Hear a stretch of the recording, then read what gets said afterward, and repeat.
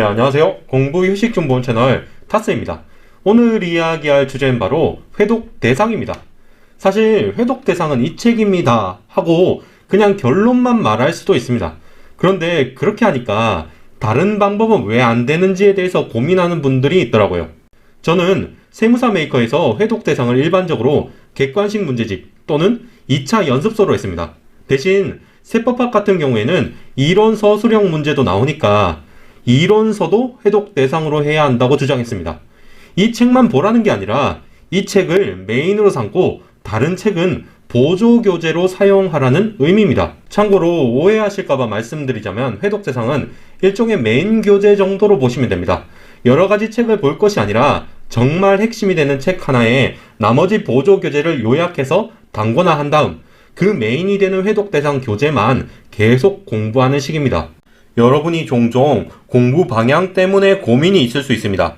만약에 그렇다면 정말 좋은 방법이 하나 있습니다. 그건 바로 왜? 라는 질문부터 시작해서 어떻게 공부해야 할지로 나아가는 것입니다. 오늘 영상은 이 방법을 이용해서 회독 대상을 어떤 것으로 해야 할지 이야기하려고 합니다. 그럼 이제 회독 이유에 대해서 좀 이야기를 해보겠습니다. 여러분, 회독이라면 반복해서 본다는 것일 텐데 왜 회독을 하는 걸까요? 당연히 그 책에 있는 내용을 완벽하게 공부해서 실제 시험장에서 합격할 만큼 문제를 풀고 싶기 때문입니다. 그러면 질문을 드려보겠습니다. 기본서의 문제집을 단권화해서 그 기본서를 회독 대상으로 삼아야 할까요? 아니면 문제집의 기본서를 단권화해서 문제집을 회독 대상으로 삼아야 할까요? 아까 제가 회독을 하는 이유를 말씀드렸습니다. 한 권이라도 완벽하게 공부해서 실제 시험장에서 합격할 만큼 문제를 풀기 위해서입니다. 만약에 기본서에 단권화를 했다면 좀 더 이론 중심으로 공부를 하게 될 겁니다. 그리고 문제집에 단권화를 하면 좀 더 문제풀이 중심이고 전형적인 출제 유형 대비가 잘 될 겁니다. 그렇다면 합격할 만큼 문제를 풀기 위해서라는 부분에 주목하면 됩니다. 세무사 시험은 고득점을 해야 합격하는 시험이 아닙니다. 아주 새로운 유형을 풀지 못하더라도 자주 나오는 유형을 제대로 익혀야 합격할 수 있고 사실 그것도 벅찹니다. 개인적인 경험으로 저는 7회독 암기는 해야 계산 문제를 제 시간에 풀 수 있었습니다. 이런 점을 종합해보면 문제집의 기본서를 단권화해서 하는 것이 일반적으로 더 회독의 이유에 적합합니다. 단 2차 시험 세법학은 예외입니다. 세법학은 이론서 수령 문제가 나옵니다. 그래서 이론서 자체가 사실상 문제집이라고 봐도 됩니다. 그러니까 세법학은 모의고사와 이론서 모두를 회독 대상으로 해서 이론서 수령과 사례형 모두를 대비해야 합니다. 또 다른 고민으로 그냥 기본서만 보는 것은 어떻겠냐는 주장이 있습니다.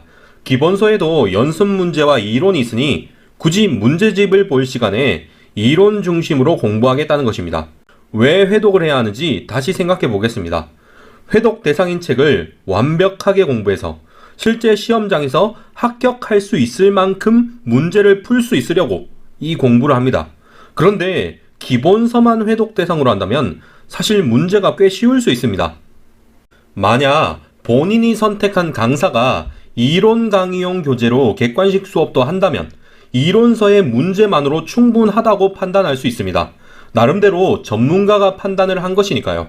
그런데 기본서와 문제풀이 강의 교재가 다르면 그 문제집을 보는 게 더 안전하다고 생각됩니다.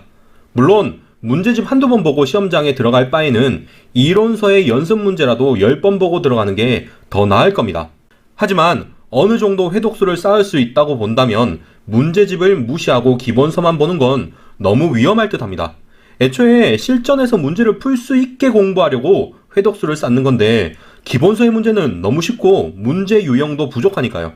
대신 아까 말한 것처럼 세법학만큼은 이론서와 모의고사 모음 모두를 회독 대상으로 하는 게 나을 듯 합니다.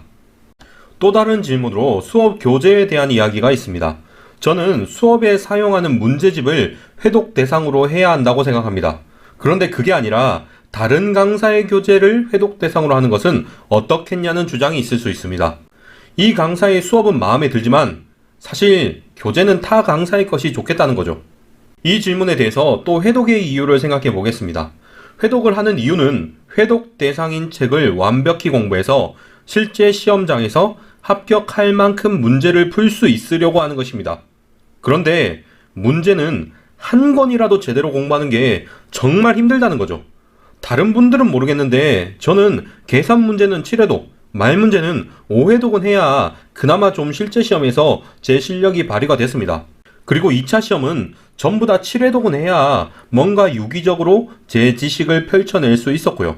그런데 수업 교재도 아닌 책으로 이걸 한다는 게 사실 너무 힘들 것 같습니다. 이것저것 공부할 바에는 한 권이라도 제대로 공부하는 게 훨씬 합격에 도움이 되고 회독의 목적에 맞습니다. 그런 점에서 저는 그냥 수업 교재로 회독 대상을 정하는 게 더 낫다고 봅니다.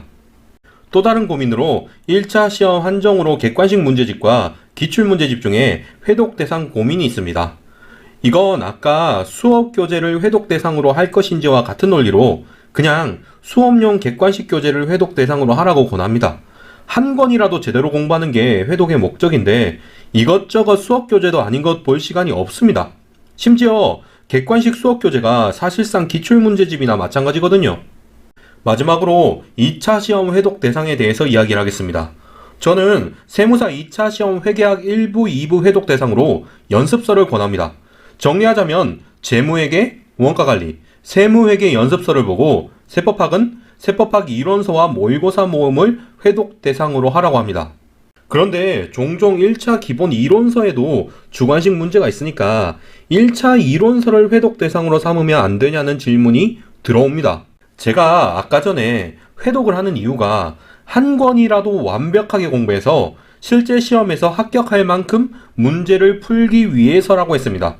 그런데 이 이유를 바탕으로 판단해보면 이론서의 주관식 문제는 문항수도 너무 적고 문제 난도도 너무 낮습니다. 그래서 저는 무조건 2차 연습서를 권합니다. 물론 세법학은 이전에 말한 것처럼 2차 세법학 이론서와 모의고사 모음을 회독 대상으로 해야 하고요. 이상으로 영상을 마치겠습니다. 이 영상은 세무사 메이커 직장인 회독 공부법을 바탕으로 만들어졌습니다. 예비 합격자 여러분 시청해 주셔서 감사합니다.